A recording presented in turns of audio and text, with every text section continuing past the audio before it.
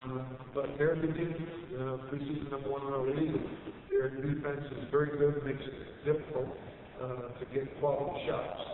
And then in the second half, I thought we lost Hurt a couple times, and Uzo for some time in threes. And Hurt seems to do that to us. He did it to us last year. He's a real, threat.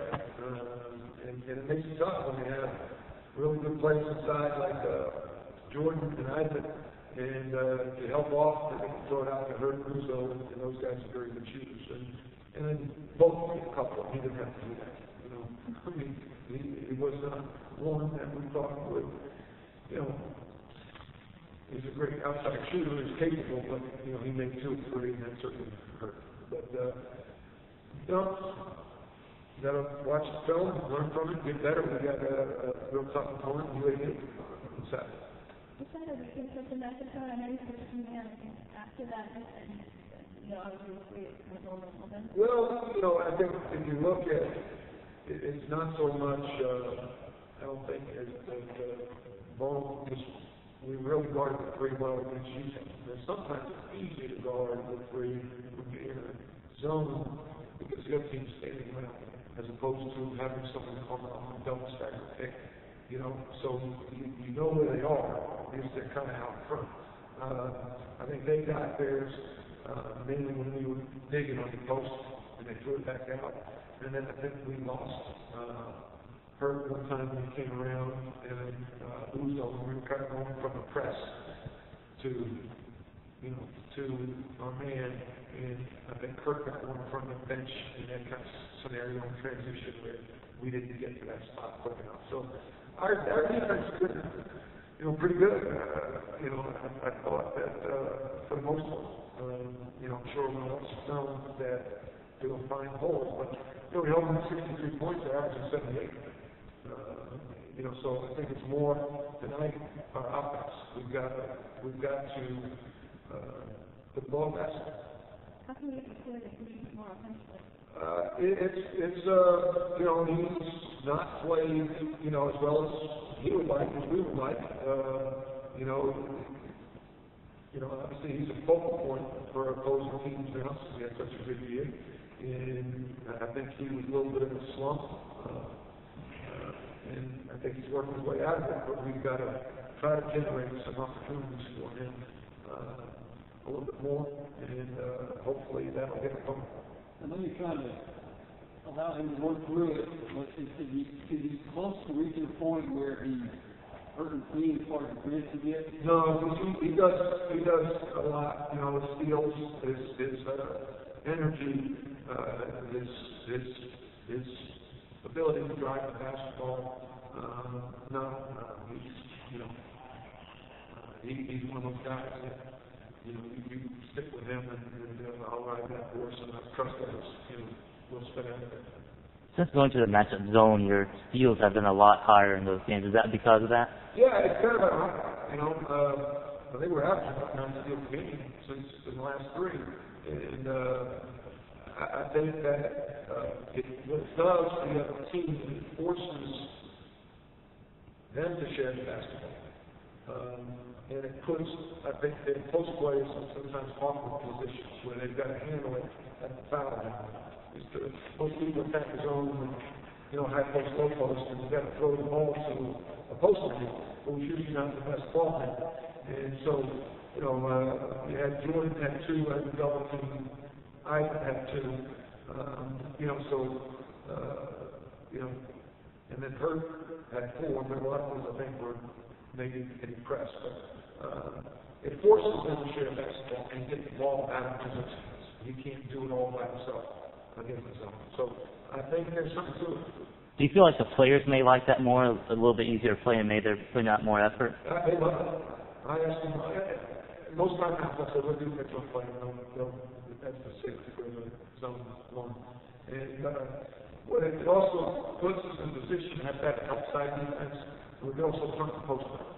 Just by turning, post, there's going to be an outside. Where if it's man-to-man, they could vacate the backside of the zone, of the backside, and then all of a sudden you're running a guy like Jordan, and there's a high low situation, and there's a dump. So, you know, you look at Jordan's numbers of 9 points and 4 rebounds, and you're thinking, okay, we have a chance to win this game. I haven't done this score. I mean, you know, Uzo gets his average, and Hurts gets like 2 above his average. We should have a good chance to win that basketball game. But that's where Tulsa's defense is really good, and we'll keep them in most games.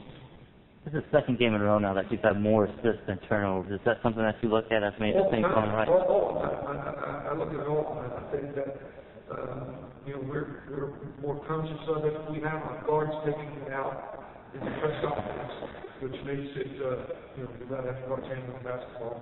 And I think our guys get more comfortable running their offense.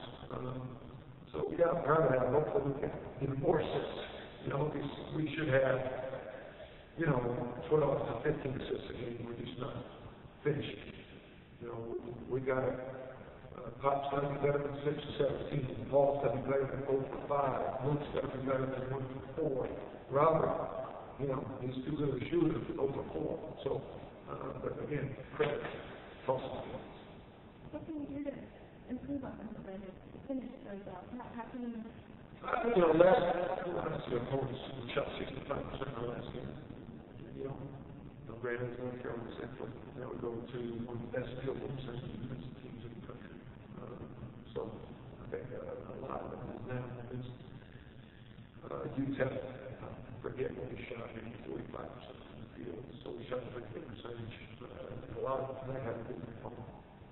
You know, you talked about defensive end, it did say as well, I mean, with that, and it was 3-pointer. Right. And you still kind of saw that, like how the framing was that when you had framed on you, I think that was in 4, right. And the numbers that are coming in. Yeah, that's the threat. That's why they're so good. They've got, I think they're number 1 in the league in 3-point field goal percentage. And then they have guys like Joe Jordan and Hyland inside. You know, that's why they're a good team. You know, and I don't think you're going to find that every night. Hopefully not. So sometimes you have to pick your poison, and you can't lose sight, you know, of the Uzo or lose them in transition. Our transition defense has been better. You know, they have 2 fast break points. You know, because of Uzo. So we're running back in spots as opposed to men. And, you know, one of my biggest fears in this game was Uzo's offense, transition offense. I don't know if he got it in transition, you know, from, you know, went coast to coast or late.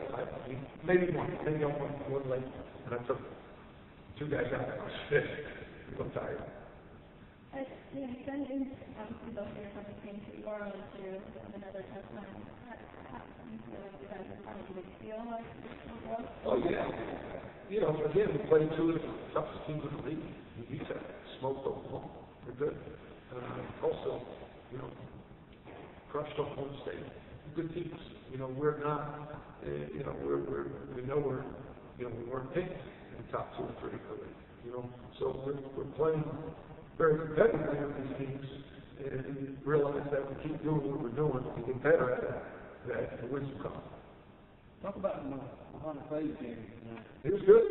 Muhammad was very, very competitive. You know, I thought he played extremely well. You know, they big plays. They big plays for us. It was kind of he had pop in the second half, especially when we relied on scores. Yeah, 6 and 9, does your outlook for the season change, or do the goals for the season change? No, our goal is to have a winning season. You know, we still have 1 non-conference game, and we hope we can, you know, have a winning season in Conference USA. So our goals haven't changed, and we still want to, you know, try to win the league. You know, and so, you know, there's a lot of golf left. You only got 6 bench points tonight. Is that something that you look at for the season that needs to improve? Not really. I mean, you know, that's Robert and Ryan mostly. Luke, you know, Frank Otis. Rob's a big scorer off the bench, low and playing can get hot. We're tightening our rotation a little bit in league play, as a lot of teams do. So I don't really, at the end of the day, it's 5 guys against 5 guys. You know, it'd be nice to get some more points out of Robert and Mike when they come in, but, you know, it's 5 on 5. And